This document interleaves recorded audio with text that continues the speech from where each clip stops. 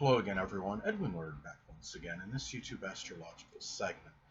I'm going to be talking about transit Chiron conjunct one's natal ascendant. Now, when we're talking about transits at Chiron, they can manifest in physical, emotional wounds and pain, healing, helping others. Chiron is the wounded healer. It can reflect ways that we help others that we're unable to help ourselves.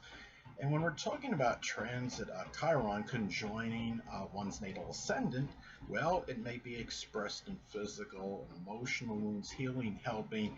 It may be matters with the physical body. It may be self-healing. At times, if it's in, say, if this transit is in Pisces, it could be through some spiritual healing, meditation, something with the metaphysical, which includes astrology. It also can be the ascendant is associated with the appearance. So maybe we're going, at this time, one may be going through some suffering. Maybe there might be unhappiness with the person's appearance. If it's in Pisces, it might be a rather disheveled appearance. Or if it's in Virgo, maybe a person just doesn't think they're dressed meticulously enough no matter what they do. It might be something, or say if it's in Sagittarius, it could be maybe something with heaviness or obesity.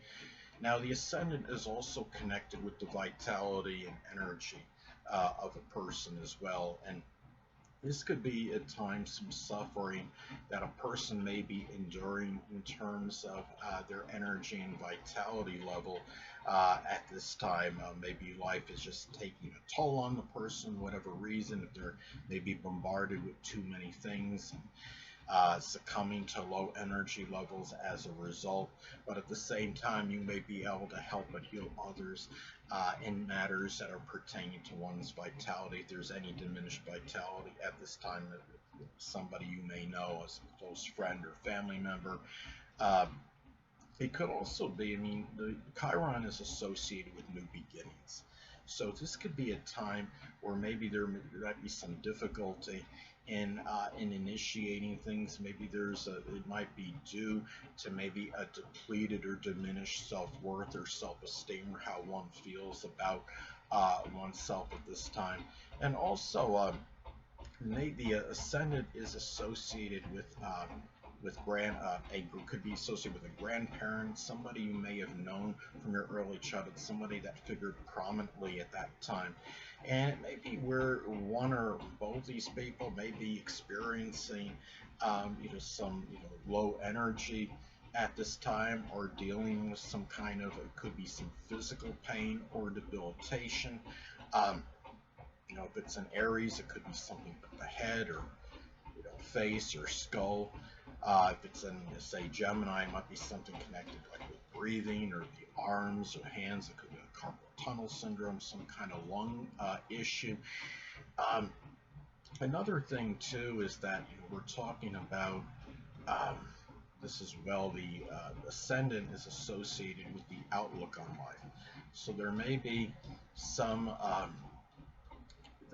some issues connected with this at this time that might be dealing with some suffering, or it might be, say if it's in Capricorn, it might be an overly pessimistic or negative outlook on life, but at the same time you may be able to help others in that same manner in which you can't help yourself. And Taurus could be simply a too down to earth outlook on life. And can be at this time as well, you're looking at, the ascendant is also connected with the outer demeanor and how we project ourselves to others, that side that is most readily or easily expressed.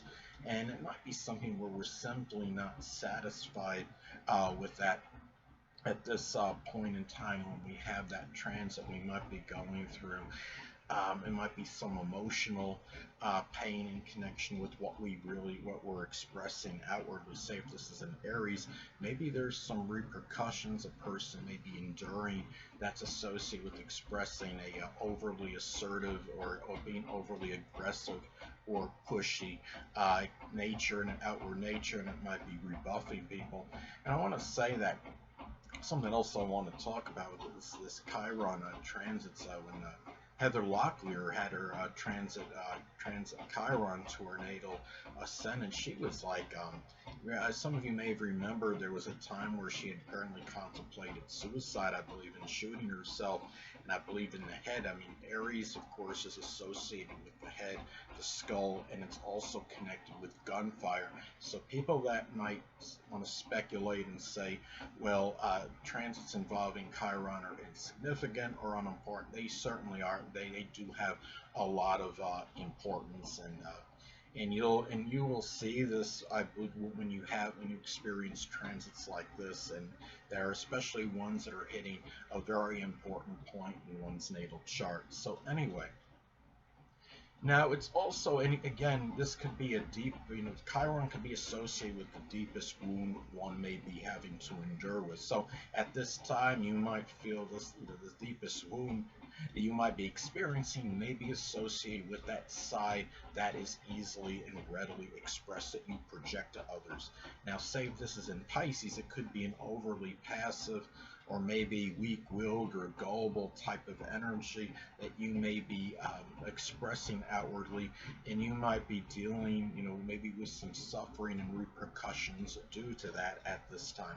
Now, but keep in mind that Chiron is associated with healing and helping.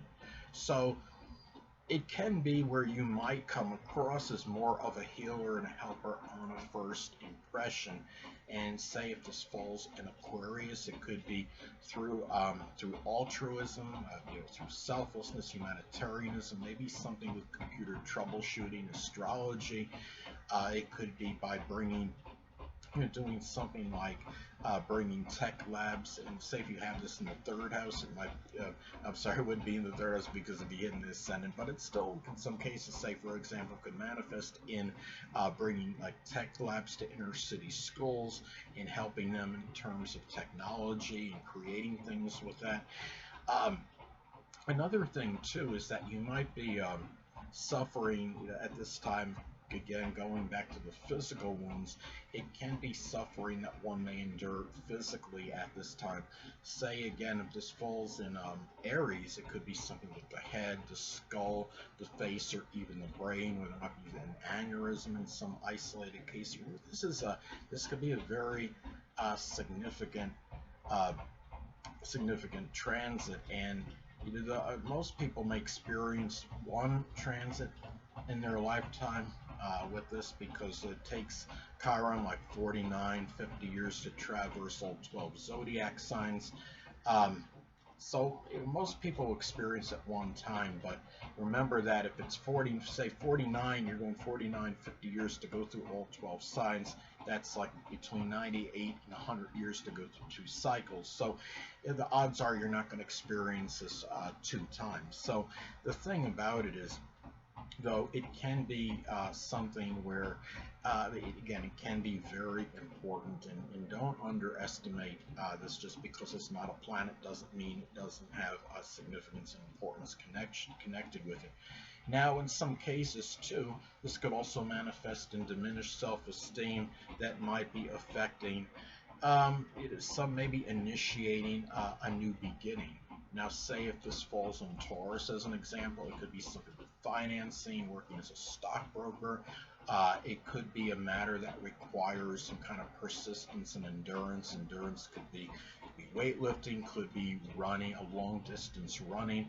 Maybe it's something that you're just contemplating, but there's something where maybe you feel that you just don't have the ability to do this due to some kind of depleted self-worth or self-esteem issues at this time, because Chiron can be associated with that. Now, also, too, again, going back to the fact that the ascendant can also be associated, the point of the ascendant first house could be associated with the grandparent person from your early childhood. One or both these people may be, or more, may be expressing some kind of weakness, and that you may assist in helping them with that weakness. Now, let's say if this falls in Gemini as an example, it could be matters with versatility or something with their speech and how they communicate. It could be either through, like, say, for example, through speech therapy, or just helping them with vocabulary, being able to articulate things a little better, speak in a more lucid and perspicacious manner. Hold on a moment, people.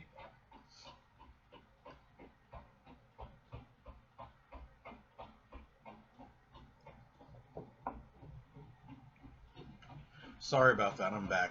But anyway, and going back to the example with transit Chiron conjoining the Ascendant, if it's in Gemini, say, it might be issues like maybe a grandparent or someone from your early childhood you may know might have issues with mobility, and as I was stating before, issues with versatility, being more diversified, speech, communication. It could be issues with driving or short journeys.